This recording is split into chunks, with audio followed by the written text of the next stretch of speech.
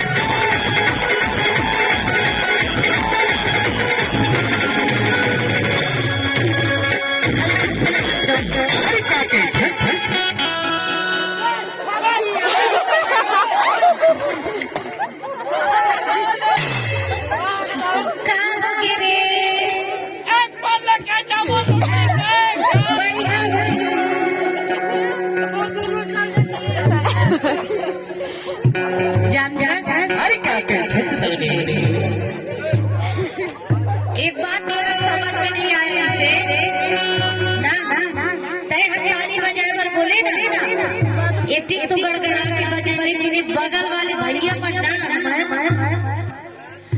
कैसे बजा कैसे ताली